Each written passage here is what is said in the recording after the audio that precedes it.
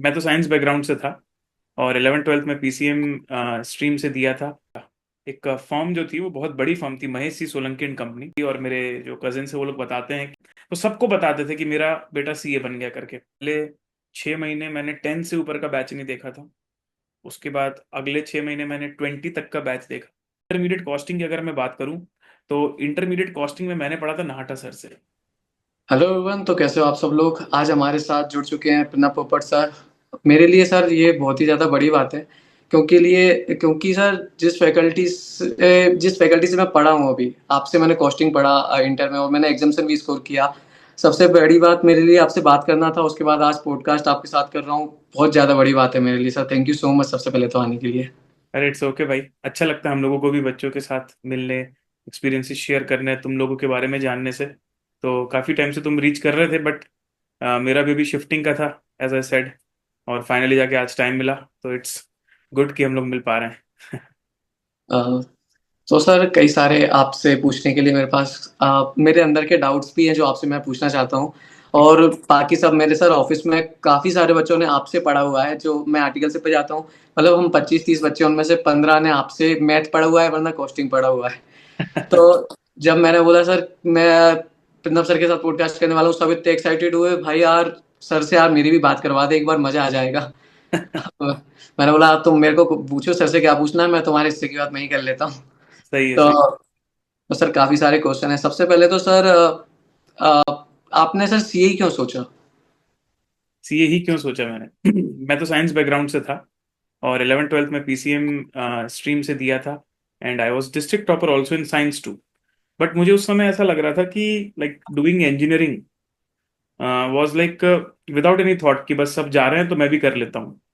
And कहीं ना कहीं यार, इंजीनियरिंग के लिए सारी हाई पेड क्लासेस एंड ये सब करने की जरूरत थी। और मैं तो हॉस्टल में था, मैं जवाहर नवोदय विद्यालय से पढ़ा हूँ, जहाँ पर हॉस्टल्स नहीं होते, कोचिंग्स नहीं होती, सिर्फ आपको सेल्फ स्टडी करनी होती है। तो वहां पर मेरे पास टाइम भी नहीं था, फिर मेरे पास एक चॉइस थी कि मैं ड्रॉप लूँ या फिर कोई और स्ट्रीम चेंज करूँ। तो मुझे ना, मेरे एक बोल सकते हैं कि ग्रैंडफादर ही बोल सकते हैं, मेरे पापा के मामा, वो मुझे वैकेशन में मिले थे। और उन्होंने मुझे ये बताया कि सीए एक ऐसा प्रोफेशन है जिसमें तुम्हारे पास चॉइसेस होती हैं। चॉइसेस मतलब कि तुमने सीए तो कर लिया, बट नेसेसरीली तुमको जॉब करनी ऐसे जरूरी नहीं है। तुम प्रैक्टिस करो ये भी जरूरी नहीं है। और बिजनेस भी करते हैं लोग। तो कहीं ना कहीं जब हम इंजीनियरिंग में जाते हैं तो हम बाउंड हो जाते हैं कि we need to do job only. But CA में ये फ्लेक्सिबिलिटी थी, उन्होंने मुझे बताया। साथ में ये भी बताया कि रिस्पेक्ट भी बहुत ज्यादा है। और हमारे एरिया में उस समय पर सिर्फ एक ही सीए थे पूरे डिस्ट्रिक्ट में। तो मुझे भी लगा कि यार कुछ तो दम होगी इसमें। तो मुझे लगा कि because it's challenging and rewarding, बस इतना ही मुझे पता था, बाकी कॉमर्स का कोई नॉलेज नहीं। कॉमर्स में कोई इंटरेस्ट विंटरेस्ट जैसी कोई चीज भी नहीं थी। बस चैलेंजिंग सोच के आ गया मैं। सर मेरी भी सेम कहानी है, क्योंकि मैं सर ग्वालियर के बगल में डबरा पड़ता है, वहाँ रहता हूँ। तो अच्छा। उस पूरे एरिया में सर 5-6, मतलब अभी मैं देखने जाऊँ तो 6 या 7 बच्चे पूरे शहर में सीए पढ़ रहे होंगे, और गिने ओ। चुने 4 या 5 सीए होंगे। अगर मैं किसी से बोलता भी हूँ कि मैं सीए कर रहा हूँ, तो एक छोटे सिटी के लोगों को पता ही नहीं है सीए होता क्या है। तो बिल्कुल। और जिन लोगों को पता है वो एक अलग ही अप्रिसिएशन से बातें करने लगते हैं, अरे भाई सीए कर रहे हो आप। और जो बड़े बड़े भी है ना, वो एकदम रिस्पेक्ट से बात करने लगते ये हैं। बात तो है। ये सोच के सर मैंने भी सीए चुना था। सर बाकी फिर आपने सीए स्टार्ट किया, फिर आपकी आर्टिकलशिप आई होगी। आपकी आर्टिकलशिप कैसी थी? और आर्टिकलशिप के टाइम कभी ये मन में आया कि अपनी खुद की प्रैक्टिस जमाएंगे? जैसे तुमसे बात हुई थी, तुम भी इंदौर में भी अपनी पढ़ाई कर रहे हो।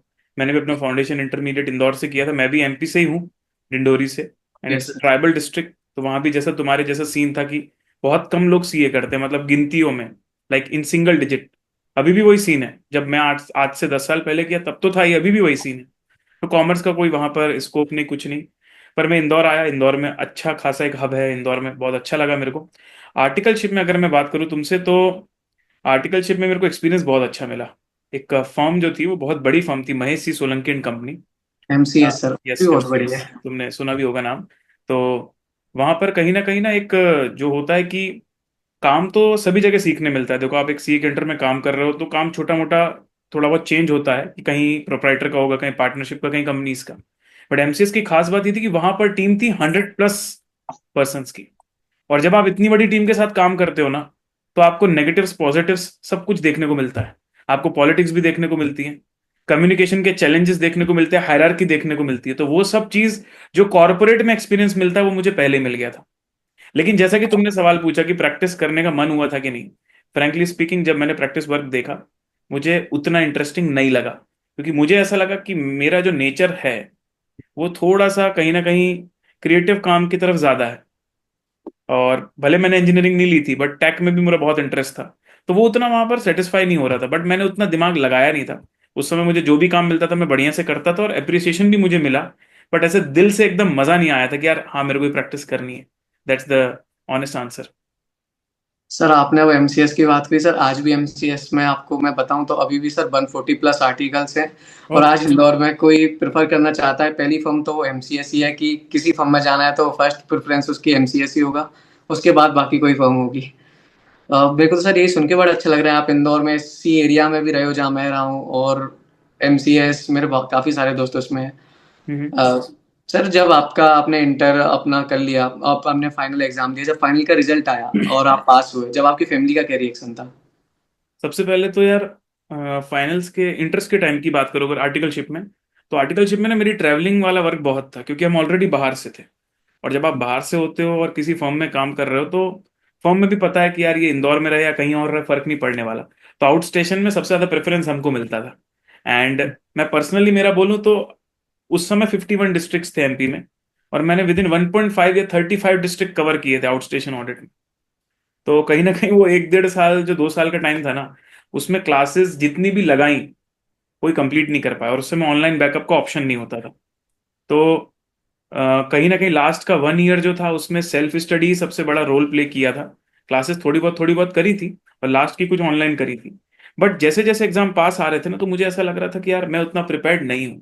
तो मैंने घर में एक बात बोल के रखी थी कि मैं बोथ ग्रुप का एग्जाम दे रहा हूँ, मेरा फर्स्ट अटेम्प्ट है। लेकिन हो सकता है मेरे दोनों भी ना निकले, हो सकता है कोई एक निकल जाए, I am not very sure. तो एक्सपेक्टेशन मैंने जीरो बना के रखी थी। और एक्सपेक्टेशन जब जीरो बना के रखी थी तो ऐसा था कि यार नेगेटिव भी आएगा तो चलेगा। लेकिन फॉर्चुनेटली दोनों ही एकदम क्लोज बाउंड्री से मैं पास हुआ। इनकम टैक्स जैसे सब्जेक्ट में 40 आए थे मेरे, अकाउंट्स में 43 आए थे। दोनों ही ग्रुप के मेन सब्जेक्ट्स में मेरे एकदम बाउंड्री में थे। बट थ्योरी सब्जेक्ट्स ने दोनों में मुझे बचा लिया था। तो कहीं ना कहीं मेरे लिए भी सरप्राइजिंग था कि चलो भाई बाउंड्री सही सही लेकिन निकल गया। 6 महीने मेरे बच गए। तो मैं उस समय इंदौर में था, मेरे पेरेंट्स साथ में नहीं थे। बट जैसे ही मैंने उनको बताया, तो आज भी मेरे पड़ोसी और मेरे जो कजिन है वो लोग बताते हैं कि जिस दिन तेरा रिजल्ट आया था, ऑब्वियसली फोन पे तो अपने को लगा था कि पापा बहुत खुश हैं। बट उनके चेहरे की जो मतलब खुशी थी, वो सबके पास जाके उसी दिन उन्होंने स्वीट्स डिस्ट्रीब्यूट किए थे। और कम से कम मतलब 1-2 महीने तक जो भी हमारी शॉप है पापा की, तो जो भी कस्टमर्स आते थे, कस्टमर्स क्या अलग अलग रोटेशन में आते रहते हैं ना, रोज सेम तो पर्सन नहीं आते, तो सबको बताते थे कि मेरा बेटा सीए बन गया करके। तो सच बता रहा हूँ भाई, वो जो एक कीमत होती है ना उस खुशी की, वो इनवैल्यूएबल है, मतलब वो प्राइसलेस है। उसको आप तौल ही नहीं सकते। That's amazing. मतलब जो 4-5 साल की जो भी मेहनत थी पूरी वर्थ इट लगने लगती है उस दिन। बिल्कुल बिल्कुल भाई, डेफिनेटली। और मतलब मेरे फ्रेंड्स भी हैं जो मेरे से लेट निकले, मेरा फर्स्ट अटेम्प्ट में निकला पूरा। बट ऐसा नहीं कि मेरा फर्स्ट अटेम्प्ट निकला इसलिए उसकी वैल्यू थी। जो लोग 1 साल 1.5 साल 2 साल लेट भी निकले ना, खुशी में कोई कमी नहीं भाई, और साथ ही साथ आगे बढ़ के लाइफ में भी कोई कमी नहीं है, सभी फाइनेंशियली स्टेबल हैं। इनिशियल जो फर्स्ट जॉब होती है ना उसमें थोड़ा सा फिल्टरिंग लगता है, बाद में सीए सीए, उसके बाद जो उसकी वैल्यू बनती है वो बनती ही है, और आप कुछ ना कुछ अपना कर ही लेते हो बढ़िया। सर अब सीए बनने के बाद किसी भी पर्सन के दिमाग में दो चीजें आती हैं, या तो जॉब करेंगे या अपनी खुद की हम्म। प्रैक्टिस खोलेंगे। देन सर आपके मन में कैसे आया कि टीचिंग करते हैं? मेरे मन में टीचिंग करना है ये तो आया ही नहीं था, सही बताऊं तो। मेरा ऐसा था कि जैसे ही मेरा सीए निकला मैंने प्लेसमेंट्स एक्सेट्रा में सब जगह अप्लाई किया। और जैसा सब लोग करते हैं मैंने भी प्लेसमेंट में दिया। फर्स्ट अटेम्प्ट था तो फॉर्चुनेटली शॉर्ट लिस्टिंग अच्छी आई थी। और 4 कंपनी सिलेक्ट करनी होती है, ठीक है। 13 शॉर्ट लिस्टिंग थी, उसमें से 4 मुझे सिलेक्ट करनी थी जिसमें मैं इंटरव्यू देना चाहूँ। तो उसमें से 4 में मैंने दिया, 3 में मेरा हो गया। लेकिन इसके अलावा एक कंपनी थी विप्रो लिमिटेड, जिसका कैंपस में इंटरव्यू नहीं था, ऑफ कैंपस इंटरव्यू था। तो विप्रो का मैंने इंटरव्यू पहले दिया हुआ था और उसमें मेरा पहले ही हो गया था। तो वहां पे जो प्रोग्राम था वो ऐसा था कि 50 लोग एक साथ ज्वाइन करते हैं, और हर 6 महीने में वो लोग कुछ एक्टिविटी बेस्ड लर्निंग भी करवाते हैं, साथ में रोल का रोटेशन करवाते हैं। तो रिलायंस इंडस्ट्रीज, एसबीआई, और एक और कंपनी थी मुझे नाम ध्यान नहीं आ रहा, इन तीनों का मैंने रिजेक्ट करके विप्रो का इसीलिए चूज किया था कि वहां पर एक अच्छा ग्रुप बनेगा ऐसा मुझे लगा। और वाकई में ऐसा हुआ भी। मतलब मुझे फर्स्ट ईयर अलग रोल मिला, सेकेंड ईयर अलग रोल मिला, अलग अलग लोगों से मिलने को मिला, एक अच्छा ग्रुप हमारा बना बैंगलोर में, विप्रो के अंदर। लेकिन फिर क्या हुआ ना, जब 2 साल हो गए तो मुझे ऐसा लगा कि यार, चाहे ये रोल में जाऊं या वो रोल में जाऊं, कहीं ना कहीं जब मैं जॉब कर रहा हूं ना, तो एक टास्क तो रिपीटेटिव है।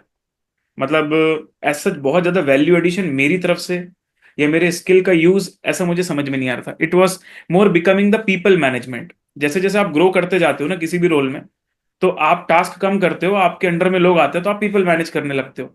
और उसमें ना मेंटली उतना मतलब ऐसा रिलैक्स फील नहीं होता। तो मुझे लगा कि यार इस काम में उतना मजा नहीं है, और जितना एफर्ट लग रहा था, तो मुझे ऐसा लग रहा था शायद मैं खुद के लिए इतना एफर्ट करूँ तो मेरा भी कुछ नाम बन सकता है। जॉब के अंदर तो आपका रोल बहुत छोटा होता है, उसमें भी इतनी बड़ी कंपनी जिसमें ऑलरेडी 1500 सी हैं, उसमें आपका कितना बड़ा कंट्रीब्यूशन होगा? It's negligible. तो ये सोच के मैंने, without any backup, without any second job और विदाउट थिंकिंग कि मैं क्या करूंगा, मुझे ऐसा लगा कि मैं क्लास 12th के बाद से बस काम किए जा रहा हूँ, पढ़े जा रहा हूँ, सब कुछ किए जा रहा हूँ। सीए भी एक बार में हो गया, जॉब भी लग गई और वापस काम में भी चला गया। मुझे लगा लेट्स टेक अ ब्रेक। मेरी एज उस समय 24 थी जब मैं जॉब छोड़ रहा था। तो कोई फाइनेंशियल लाइबिलिटी नहीं थी, घर से कोई प्रेशर नहीं था। और कहीं ना कहीं 1 डेढ़ साल में जो सेविंग करी थी 2 साल में, मुझे पता था कि वो सेविंग से मैं अपने 6 8 महीने अनएम्प्लॉयड रह के भी निकाल सकता हूँ। तो मैंने क्या किया, मैंने बस क्विट कर दिया। जब मैंने क्विट कर दिया तो नोटिस पीरियड होता है 2 महीने का। अब 2 महीने का नोटिस पीरियड था, बट बिकॉज गुड फेथ में मेरे मैनेजर के साथ मेरा बहुत अच्छा बॉन्ड था, तो मैंने 4 मंथ्स का नोटिस पीरियड सर्व किया कि मेरा रिप्लेसमेंट आ जाए, मैं उसको ट्रांजिशन दे दूं सब कुछ। उसके बाद मैं आ गया पुणे।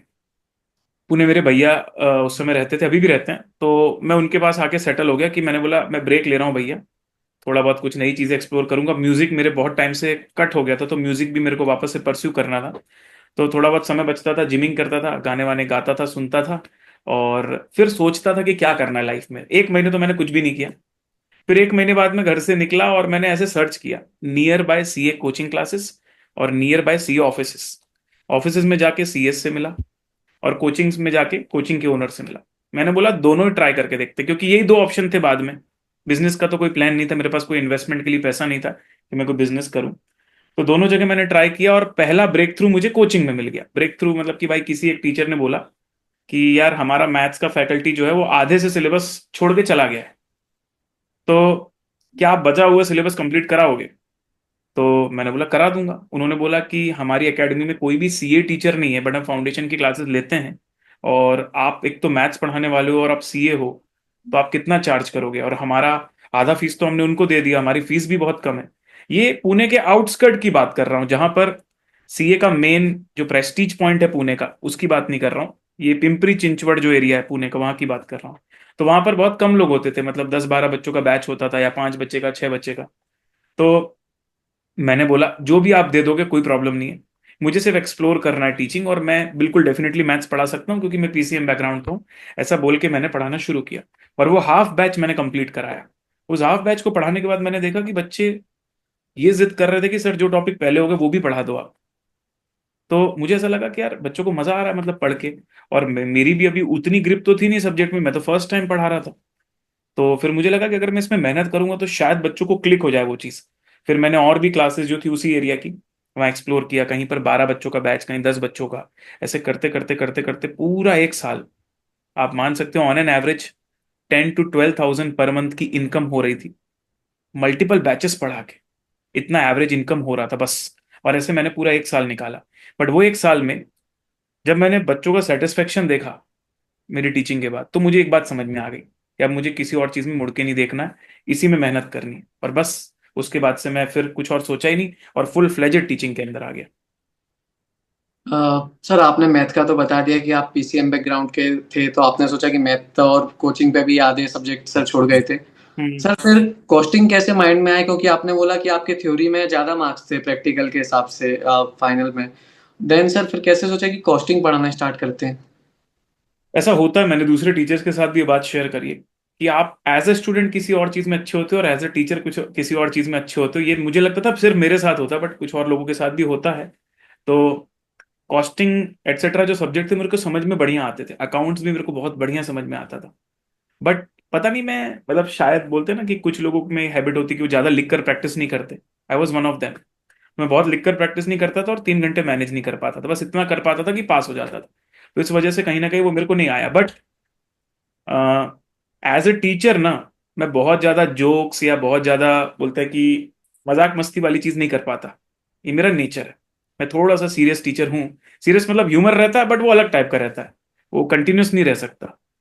तो मुझे ऐसा समझ में आया कि थ्योरी सब्जेक्ट्स में कंटिन्यूटी रखने के लिए बच्चों में वो थोड़ा सा मजाक मस्ती ज्यादा चाहिए।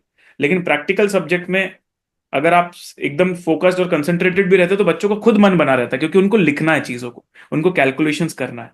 फिर मुझे ऐसा लगा कि कॉस्टिंग या अकाउंट उसमें से कोई एक चीज में शुरू कर सकता हूँ। अब जहां मैं क्लासेस पढ़ा रहा था, दूसरी एक कोचिंग थी निगड़ी एरिया में, पुणे में।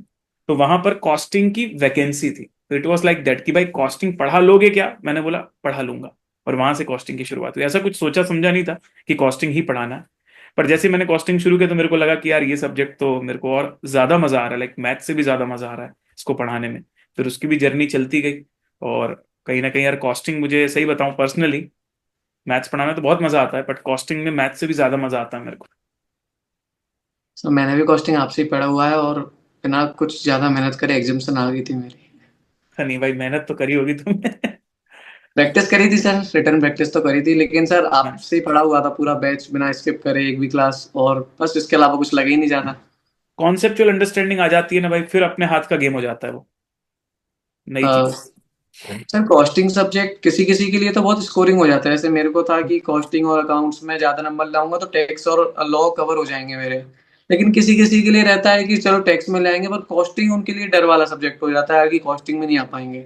तो सर आपके हिसाब से कॉस्टिंग के लिए क्या प्रॉपर स्ट्रेटेजी होनी चाहिए जिससे वो सब्जेक्ट का डर आपकी स्ट्रॉन्ग में बदल जाए कि इसमें तो स्कोर होगा ही होगा। सबसे पहले तो मैं एक एक्सपीरियंस बताता हूँ। जब मैं टीचिंग में आया था ना, आज से 5-6 साल पहले, उस समय ना मैथ्स को बहुत टफ सब्जेक्ट माना जाता था। बहुत बच्चे मैथ्स में फेल होते थे। धीरे धीरे ना वो टेंडेंसी हमने चेंज करी। मैं इसमें सिर्फ मेरा रोल नहीं बोल रहा हूँ, और भी जो ऑनलाइन फील्ड में क्वांटिटेटिव एप्टीट्यूड के टीचर्स आए, इन सब ने जब ऑनलाइन फॉर्म में बच्चों को ये रिलीफ दिया ना कि यार इतना टफ नहीं है, तो आज आप देखोगे ना मैथ्स की वजह से आज से 5 साल पहले जो बच्चे फाउंडेशन में फेल होते थे उतने अब नहीं फेल होते।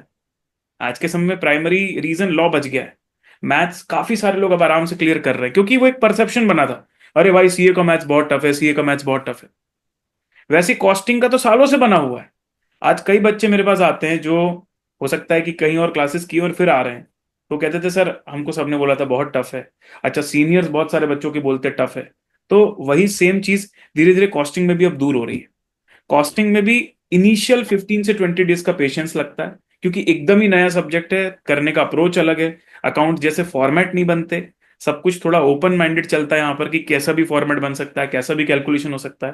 तो थोड़ा सा बच्चा समझ नहीं पाता कि मुझे कैसा करना है। बट कहीं ना कहीं जो पेशेंस रखता है ना, धीरे धीरे करके 1-2 महीने के अंदर तो यार उसको सब्जेक्ट के अंदर मतलब प्यार जैसा होने लगता है। पिछली 2 बैचेस में मैं ये क्लेम करने लगा हूँ कि मैं आपको कॉस्टिंग से मोहब्बत करवा के रहूंगा। और मैं सच बता रहा हूँ, आखिरी के जब 20-25 दिन बचे होते हैं तो बच्चों के मैसेज आते हैं कि सर पहले 15 दिन में टफ लग रहा था, लेकिन मोहब्बत होने लगी। तो यहाँ पर पेशेंस का बहुत बड़ा रोल है कॉस्टिंग के अंदर। और दूसरा, बच्चे क्लासेस के अंदर चीजें कर लेते हैं पर खुद से जाके कुछ भी नहीं करते। तो होमवर्क का एक जो रूटीन है ना, वो बहुत जरूरी है। क्या होता है अगर मैं तुमको बोल दूंगा कि तुम कर लेना, तो बच्चे खुद से कुछ नहीं करते। पर अगर मैं कंपलसरी रखूंगा कि ये एक क्वेश्चन तुमको आज खुद से करके आना है, तो ये चीज जिस जिस लोगों ने सिंसियरली फॉलो करी है ना, 1-1.5 महीने के अंदर कॉस्टिंग में उसकी ग्रिप बन जाती है। तो लिख कर ही काम बनता है। ये भी सब्जेक्ट का मेन रोल है। और दूसरा पेशेंस। और दूसरा तीसरा, दूसरों का क्या कहना है कि कॉस्टिंग कैसा सब्जेक्ट है ये मत सुनो। सीनियर्स ने क्या बोला मत सुनो। सबका अपना अपना एक्सपीरियंस होता है। ओपन माइंडेड फ्रेश माइंड एकदम नए सब्जेक्ट को हैप्पीली पढ़ो, तो नहीं बनेगा डर, माइंड में हो जाएगा धीरे धीरे क्लियर। सर जब आप कोचिंग इंडस्ट्री में आए थे, तब आपकी एक एक्सपेक्टेशन होगी कि मैं इतने बच्चों को पढ़ाऊं। उस इनिशियल डेज में तो आप 10-15 के बैच में आपने पढ़ाना स्टार्ट किया था। तो सर अगर आप आज से 5-7 साल पहले वाले प्रणब सर और आज वाले प्रणब सर में डिफरेंस देखें तो कितना डिफरेंस है? मतलब काउंट वाइज बोल रहा है कि कैसा? हाँ सर, टाइम्स कितने टाइम्स आपने कितने ज्यादा बच्चों को आज आप पढ़ा रहे हो, इनिशियल में कितना से स्टार्ट किया था आप कैसे? बिल्कुल यार, पहले 1 साल तक ऑफलाइन से ही मैंने शुरू किया था। तो पहले 6 महीने मैंने 10 से ऊपर का बैच नहीं देखा था। उसके बाद अगले 6 महीने मैंने 20 तक का बैच देखा।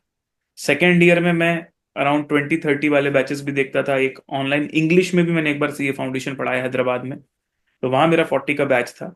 और उसके बाद फिर जैसे हम अकेडमी में आए, फिर धीरे धीरे हमने देखा कि पिकअप होता गया। देन वी रीच्ड 200, 300, 400, 500 ऐसे करके, और फिर अल्टीमेट में आए। तो आज भगवान की दया से मतलब नॉट एग्जैक्टली लाइफ, बट क्या होता है ना, इंटरमीडिएट में बच्चा वो मैच्योर हो चुका है, वो अपने टाइम के हिसाब से बैचेस एक्सेट्रा लेता है। तो मुझे ऐसा लगता है कि आराम से भी cross 2000 students in like one batch of 6 month. तो सर ट्रू था। हो गया था। तो 2000 बच्चे अभी ऐसा ऑनलाइन नंबर्स में तो फिर भी नॉर्मल लग रहे हैं कि तो 2000 बच्चे देख रहे हैं, लेकिन अगर रियल में देखें तो एक बड़ा ऑडिटोरियम पूरा भर के बच्चे एक बार में आपको देख रहे हैं। बिल्कुल सब बिल्कुल, 2000 बहुत। बहुत बड़ा नंबर हो जाता है। और कहीं ना कहीं फेस टू फेस का बड़ा नंबर देखने का मेरा एक मन था। और अब मैं भी पुणे शिफ्ट हुआ हूँ, तो उम्मीद करता हूँ कि यहाँ पर भी पहले से, मतलब पहले ऑफलाइन में 40 तक मैंने देखा है ना, तो यहाँ आते साथ ही फाउंडेशन के बैच में अभी हम लोगों के पास अराउंड 150 स्टूडेंट्स हैं फेस टू फेस के अंदर। और अभी वो बैच अभी आगे बढ़ने भी वाला है, मतलब उसमें 12th वाले बच्चे भी जुड़ने वाले हैं, तो होपफुली यहाँ भी 200 प्लस देखने को मिल जाएगा। और इंटर का जुलाई में आएगा, तो देखते हैं, आप लोगों का प्यार मोहब्बत रहा तो क्रॉस करेंगे अच्छे नंबर्स। सर अगला क्वेश्चन भी मेरा यही था, जब आपको पता चला कि अब आप प्रेस्टीज पॉइंट पे एसपीसी में फेस टू फेस क्लासेस लेने वाले हो, तो आपका क्या रिएक्शन था? सबसे पहले तो यार फ्रैंकली बताऊं, मैं अपने होम टाउन में रह रहा था पिछले 5 साल से, जब से ऑनलाइन हो गया था सब कुछ। और मुझे वाकई में ना, मतलब क्योंकि मैं छोटी जगह से हूँ, पढ़ने के लिए हमेशा से बाहर जाना पड़ा, तो मैं बहुत खुश था इस चीज़ को देख के कि मैं पेरेंट्स के साथ रह रहा हूँ। क्योंकि अदरवाइज छोटी जगह के बच्चों के साथ एक मजबूरी होती है कि वो चाह के भी पेरेंट्स के साथ नहीं रह सकते अगर उनको करियर आगे बढ़ाना है तो आई वॉज फॉर्चुनेट इनफ कि मैं अर्निंग भी अच्छी कर रहा था और घर पे भी रह पा रहा था। बट जब ये अपॉर्चुनिटी आई ना, तो मेरे लिए बहुत टफ था इसको मैं कैसे एक्सप्लोर करूं, क्योंकि इसके लिए मुझे शिफ्ट होना था। और मेरे पेरेंट्स अभी भी वहीं पर होम टाउन में, और उनको मतलब मेरे पापा अभी भी बिजनेस कंटिन्यू रखे हुए हैं। तो उस समय फिर फैमिली में डिस्कशन हुए, सब हुआ। मैं पहले इनिशियली मना था, मुझे नहीं करना था। आई वॉज लाइक नहीं यार, इट्स ओके। मुझे वो नहीं देखना, मतलब जो चार्म होता है ना ऑफलाइन का, बड़ी बैच का, वो मुझे नहीं देखना था। मुझे था कि ठीक है, I am satisfied here. But फिर मेरे बड़े भैया ने मुझे समझाया, और पेरेंट्स से भी बात हुई, तो सभी लोगों को कहना था कि ये एक सबकी लाइफ में एक सही मोमेंट आता है, आई थिंक वो अपॉर्चुनिटी है ये। तो इतना ज़्यादा तुमको ना सोचते हुए जो है, अब ज़्यादा लोगों को सर्व कर पाओ, और इतने लोगों को टीचिंग पसंद है, तो ऑफलाइन वाले कहीं ना कहीं वंचित रह जाते हैं। कई बच्चों के मैसेज आते थे कि हम ऑफलाइन पढ़ना चाहते हैं सर, लेकिन आप पढ़ाते ही नहीं हो कहीं। उसके लिए हम शिफ्ट होने को भी रेडी हैं। तो उन चीज़ों को दिमाग में रखते हुए कि हाँ यार, उन बच्चों को भी मैं अब केटर करना चाहता हूँ, मैंने फाइनली बड़ी मुश्किल से डिसीजन लिया। पर अब जब मेरे को 1 महीना लगभग हो चुका है ना, तो मुझे ऐसा लगता है कि द डिसीजन वॉज राइट। इसमें कुछ भी गड़बड़ नहीं था। और यस, ऑब्वियसली मैं फेस टू फेस बड़े क्राउड को पहली बार पढ़ा, तो मेरे लिए भी चैलेंजिंग है, मैं भी चीज़ों को सीख रहा हूँ। बट जब आप बोलते हो ना आप सीख रहे हो, यही तो असली लाइफ है ना यार। ऑनलाइन में इतना टाइम हो गया था, तो शायद हम उस लेवल पर पहुंच गए थे कि यार अब कुछ बहुत ज्यादा नया सीखने को नहीं मिल रहा है। बट अब मेरे लाइफ में एक नया पहलू आया जहां पर मैं बहुत सारी लर्निंग और करने वाला हूँ। तो इट कीप्स मूविंग, तो अच्छा लग रहा है बहुत ज्यादा। सर आज तो सब बच्चों की मैथ के लिए, कॉस्टिंग के लिए पहली पसंद प्रणब सर है, लेकिन सर जब आप स्टूडेंट थे, हम्म। आपकी फैकल्टीज कौन थे? मैं जब स्टूडेंट था भाई, तो मैंने तो सीए फाउंडेशन लेवल पर मैथमेटिक्स के लिए, सही बताऊं तो मैं जैसे मतलब 11th 12th पढ़ के आया था, तो उतना ज्यादा हमारे टाइम में क्या होता था ना, हमारे टाइम में सिर्फ एकेडमीज का होता था कि आप एकेडमीज में चले जाओ, वहाँ जो भी पढ़ा रहे हैं पढ़ लो, जितना दिमाग लगाने का होता ही नहीं था। लेकिन अगर इंटरमीडिएट कॉस्टिंग की मैं बात करूँ, तो वहां तो हमारे मल्टीपल टीचर्स हमको पढ़ाए थे। लेकिन इंटरमीडिएट कॉस्टिंग की अगर मैं बात करूँ, तो इंटरमीडिएट कॉस्टिंग में मैंने पढ़ा था नाहटा सर से। तो उन्होंने मुझे कॉन्सेप्चुअली मतलब कुछ चीजें जो बताई थी वो आज भी मुझे याद है। उस चीज के लिए मैं उनको बहुत क्रेडिट देता हूँ, मैं पर्सनली उनसे मिलता भी हूँ, तो उस चीज का धन्यवाद देता हूँ कि यार मतलब सर की टीचिंग स्टाइल ऐसी है कि काफी बच्चों को मोनोटोनस लगता है। मेरे बैच में बहुत सारे बच्चे थे, उस समय 2 ऑप्शन होते थे वहां पर कॉस्टिंग के, तो बहुत सारे बच्चे नहीं भी पढ़ते थे। बट मुझे ऐसा लगता था कि अगर शांति से सुना जाए, तो एकदम कोर कॉन्सेप्ट को हिट करवाते हैं, जो आज तक याद है चीजें बहुत सारी। तो वो मेरे लिए बहुत अच्छा एक मतलब यादगार पल था कि मैं सर से जब पढ़ा था, तो आज तक वो चीज़ मुझे हेल्प करती, और मैं उसी चीज़ का आज टीचर बन पाया। सर जब इंदौर में इतने कनेक्शंस हैं, आप नाहटा से पढ़े हुए हो, आपने आर्टिकलशिप यहाँ से करी हुई है, तो फिर इंदौर कब आ रहे हो आप? इंदौर वैसे आना होता है, मेरे बहुत सारे फ्रेंड्स भी हैं। तो जैसे अभी क्योंकि ये सब मतलब लाइफ में ऐसा सब चेंजेस वेंजेस हैं, तो पहले प्रायोरिटी होती कि जैसे ही खाली टाइम मिलेगा तो होम टाउन जाएंगे। बट हाँ, जैसे ही कभी मौका मिलेगा तो डेफिनेटली आऊंगा, और इस बार आऊंगा तो तुमको भी बताऊंगा, ताकि जितने भी भाई स्टूडेंट्स हैं उन लोगों से भी मिलना हो पाए। इंदौर में मैंने कभी मीटअप भी नहीं करी है, अज्यूमिंग कि यार इंदौर से उतने ज्यादा स्टूडेंट शायद नहीं होंगे, और उतना कभी प्री प्लान हो भी नहीं पाता। तो इस बार जब भी आऊंगा तो एडवांस में बताऊंगा। और वहाँ का जो लोकल का मैनेजमेंट वाला पार्ट है वो तुम्हें देखना पड़ेगा, तो अच्छी मीटअप करेंगे हम लोग। ठीक है बिल्कुल सर, पूरा मैनेजमेंट मेरे ऊपर भाई। छोड़ देना सर आप तो। बिल्कुल बिल्कुल यार यश। सर जब आपने इनिशियल डेज में टीचिंग स्टार्ट करी थी, देन सर आपके पास एक बहुत अच्छी अपॉर्चुनिटी कॉस्ट थी। मतलब आपने सर 16-17 लाख का पैकेज, जहाँ तक मेरे को याद है, आप वो छोड़ के आप 10 बच्चों को पढ़ा रहे थे। देन सर आपकी फैमिली में या आपके रिश्तेदारी में लोग बोला तो होगा आपको कि क्यों टीचिंग में जा रहा है, जब इतनी अच्छी सैलरी लगी है, जो उस टाइम पे लगती भी नहीं है लोगों की। इवन अब भी जो सीए बन रहे हैं उनकी इतनी सैलरी नहीं लग रही है जितनी आपकी उस टाइम पे थी। सर ये डिफिकल्ट नहीं था, और आपकी फैमिली वालों ने कभी आपसे कुछ कहा नहीं कि क्यों जॉब पहले छोड़ी? तो क्लेरिफाई करूं, मैं मेरा इनिशियल 9 था, विप्रो में उस समय 9 हुआ करता था 2017, हाँ 17 में। और उसके बाद फर्स्ट ईयर में 18% हाई हुआ था, तो करीब 11.6 यानी 10.9 ऐसा कुछ हुआ था, तो 16 तो नहीं था। बट हाँ, अगर हम रियल वेजेस में देखें तो आज के 16 के बराबर बोल सकते हो तुम। Yes sir. ठीक है। तो बिल्कुल यार, ये जो डिसीजन था, इसमें मैं सही बताऊं तो अगर मैं बहुत ज्यादा लोगों से पूछता तो सब ना ही बोलते। जितने परिचित से बात करी सब ना ही बोल रहे थे। बट मेरे पापा जो थे ना, उन्होंने मेरे को ये बोला था कि मेंटली तेरे को ऐसा लग रहा है ना कि तेरे को उतना मजा नहीं आ रहा। मैंने बोला नहीं। तो उन्होंने बोला किसी की मत सुन, तू छोड़ दे, तेरे को 6 महीने नहीं कमाना कोई बात नहीं, घर से भी लगे तो बोलना। वैसे तो मेरे पास थी सेविंग, बट उन्होंने ये सपोर्ट दे दिया ना, उसके बाद मेरे को कॉन्फिडेंस आ गया था कि यार किसी और का कहना उतना मैटर नहीं करता, बट पापा ने बोला है कि करो, तुम ट्राई एक्सप्लोर करो, कोई प्रॉब्लम नहीं है। तो फिर मैंने कर लिया भाई एक्सप्लोर, मतलब वहां पर उनका बैकिंग था बहुत स्ट्रांग, इस वजह से मैं कर पाया। वरना तो डेफिनेटली भाई कोई भी बोलेगा कि क्या कर रहे हो तुम, सभी का यही सजेशन था। और एक चीज और बताऊं मैं, टीचिंग में ऑनलाइन में मतलब विजिबिलिटी बच्चों तक पहुंच जाना इज इजी, पर जब मैं एंटर हुआ था तब ऑनलाइन नहीं था उतना ज्यादा। तो मैं तो यही सोच के आया था कि मुझे 5 ईयर में धीरे धीरे धीरे धीरे ग्रेजुअली मैं 10 से 20, 20 से 50, 50 से 100 तक पहुंचूंगा। ये तो ऑनलाइन का वरदान था हमारे ऊपर कि हम इतनी जल्दी पॉपुलर हो गए। वरना अगर मैं सही बताऊं तो जेस्टेशन पीरियड टीचिंग में बहुत डिफिकल्ट है। टीचिंग की सैलरी को, मतलब मेरी सैलरी को टीचिंग की इनकम से मैच करने में 5 साल लगने वाले थे अदरवाइज, अगर कोविड नहीं हुआ होता तो। सर सबसे बड़ी बात तो फैमिली का सपोर्ट सबसे ज्यादा जरूरी है सर। आज मेरे को भी इंटर में कुछ अटेम्प्ट्स लगे हैं, और सर मेरी फैमिली से भी सेम सपोर्ट था, कोई बात नहीं, ये तो टाइम है, निकल जाएगा, और करते चल मेहनत। तो उसी चक्कर में मैं हारा नहीं। शायद आज भी आपकी फैमिली सपोर्ट नहीं करती तो आप भी एक टाइम पे सोचते कि मेरा डिसीजन सही था कि गलत था। डेफिनेटली यार। हाँ, तो सर बाकी ये अपने लिए बोल सकते हैं ना, ये ब्लेसिंग है अपनी, क्योंकि बहुत सारे बच्चे उतने प्रिविलेज नहीं होते जिनको पेरेंट्स इतना सपोर्ट करें। उनकी बारे में उनकी जर्नी सुन के बड़ा दुख होता है मेरे को। हम अपनी तरफ से बूस्ट करने जाते हैं, बट आप जिनके साथ रह रहे हो जब वो आपको सपोर्ट करते हो तो अलग ही फर्क पड़ता है भाई। मेरे भी सर कई सारे ऐसे दोस्त हैं कि उनकी फैमिली, उनके 1-2 अटेम्प्ट 3 अटेम्प्ट लग चुके हैं, तो उनकी फैमिली वालों ने तो बोल ही दिया है कि छोड़ दे। तो उनके अंदर से भी बिल्कुल मोटिवेशन कम हो गया है कि हमारी फैमिली हमें सपोर्ट नहीं कर रही है, और हम्म। हम करना चाहते हैं पढ़ाई में भी। बट उसी को देख के मेरे को लगता है कि सही में सर मैं बहुत ज्यादा प्रिविलेज हूँ। बिल्कुल बिल्कुल भाई। सर इसी से रिलेटेड, सर बच्चों की लाइफ में क्या होता है सर, अटेम्प्ट लग रहे हैं, कंसिस्टेंट फेलियर आ रहा है, देन उनकी फैमिली की तरफ से भी प्रेशर आता है। तो सर एक टाइम पे छोड़ देना सही है, या पेशेंस बना के बने रहे इस फील्ड में?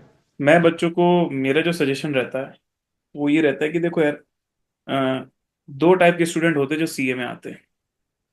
एक, सीए का जो मतलब बोलते हैं कि रिस्पेक्ट एंड चार्म बहुत अच्छा है उसके लिए आते हैं।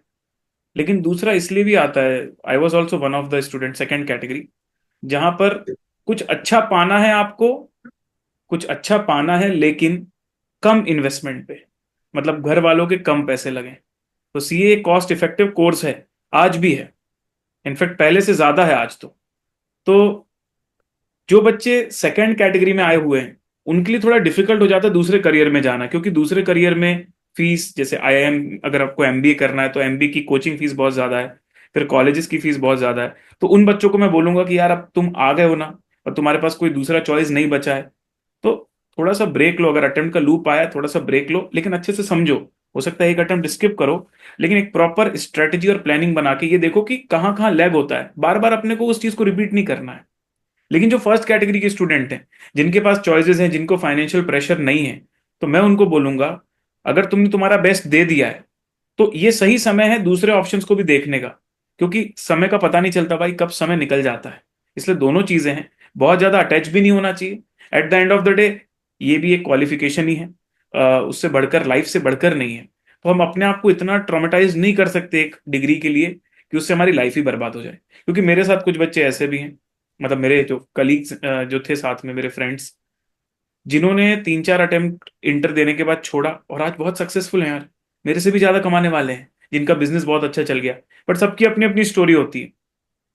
किसी का फाइनेंशियल बैकअप था तो वो बहुत इजीली छोड़ गया कि उसको पता है वो अपना घर का बिजनेस संभाल सकता है। किसी को पता था उसके घर में पैसे हैं तो वो नया बिजनेस शुरू कर सकता है। बट सबको ये प्रिविलेज नहीं होता। आप अगर ऐसी स्थिति में हो जहां पर आपको पता है कि आप ही को घर को फाइनेंशियली ऊपर लेके जाना है, तो भाई रिस्पॉन्सिबल बनो और अब इस लूप से बाहर निकलो। इसके लिए थोड़ा सा आउट ऑफ द वे सोचो, बट करना पड़ेगा। यस।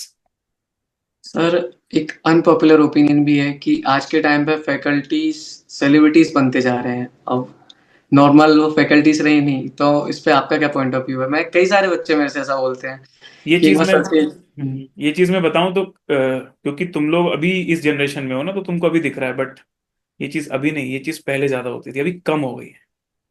जैसे मैंने, याद है अभी एक बात बोली थी कि मैं जब फाउंडेशन पढ़ने गया था, इंटर पढ़ने गया था, तो मुझे नहीं पता था कि मुझे कौन सब्जेक्ट कौन पढ़ाने वाला है। मैं गया आंख बंद करके, मैंने पढ़ लिया। उस समय जो फेमस है वो फेमस है, अगर उनसे कोई गलतियां भी हो रही हैं तो मतलब वो उतना बड़ा इंपॉर्टेंट पॉइंट नहीं था। बट आज के समय आप देख सकते हो, आज के समय सब कुछ एकदम ट्रांसपेरेंट है। Every student has a choice of teachers. और कहीं ना कहीं इस मामले में ना अब वो नहीं रह गया है कि यार अगर कोई फेमस है तो अगर वो अच्छा नहीं भी पढ़ाएगा तो लोग उसको एक्सेप्ट करेंगे। ज्यादा से ज्यादा क्या होगा, 1 या 2 बैच तक वो चीज चल पाएगी, बट टोटली बाहर हो जाती है। पहले ये चीज बहुत ज्यादा थी। पहले अगर मतलब कोई दिक्कत भी है तो उतनी ज्यादा हाईलाइट नहीं हो पाती थी, क्योंकि उतना कम्युनिकेशन भी नहीं होता था, उतने चॉइसेस भी नहीं होते थे। और आज तो आप देख सकते हो इंटरमीडिएट लेवल पर तो आई थिंक काफी लोग सब्जेक्ट वाइज अपने हिसाब से डिसीजन लेते हैं कि किससे किसको पढ़ना है। तो ये ओपिनियन थी, बिल्कुल थी, जब हम स्टूडेंट थे तब बहुत ज्यादा थी, तब तो बिल्कुल भगवान जैसा ही था भाई। सेलिब्रिटी बोलना तो छोटा वर्ड है, सच बता रहा हूँ। पर अब वैसा नहीं रह गया है, और मुझे लगता है सही भी है। स्टूडेंट के पॉइंट ऑफ व्यू से अभी का सिचुएशन सही है, जहां पर हर टीचर को एक्स्ट्रा मेहनत करनी होती है। आप देखोगे यूट्यूब पे everybody is trying their best कुछ ना कुछ अच्छा देने का। एट द एंड सबसे ज्यादा एडवांटेज किसका हो रहा है? स्टूडेंट स्टूडेंट्स का ही का। हो रहा है ना। उनके पास ऑप्शंस ही ऑप्शंस है कंटेंट के। तो आज के समय में वो रेलेवेंस रह नहीं गया उस सेलिब्रिटी वाला उतना ज्यादा, सही बताऊं तो। अ, सर, अगर आप सीए ना होते तो क्या होते? अगर मैं सीए ना होता तो भाई मैं टेक इंजीनियर ही होता, और कुछ नहीं होता, आईटी वाला ही बंदा होता। और किसी कंपनी में होता अभी, वर्क फ्रॉम होम कर रहा होता, चड्डा और वो टी शर्ट वी शर्ट पहन के। हाँ सर, तो मेरे क्वेश्चंस तो यहीं पे एंड हो चुके हैं। एट द एंड सर, कैसा लगा आपको ये पॉडकास्ट? बहुत अच्छा लगा भाई। और मैं सही बताऊं तो बहुत सारी ऐसी बातें तुमने पूछी जो शायद मैंने, ऐसे क्या होता है ना, क्लास में लिमिटेशन ऑफ टाइम होता है तो हम कभी कभी अपनी स्टोरी शेयर करते हैं, बट इतनी डिटेल में आज तक मैंने कभी कोई बातें शेयर नहीं करी।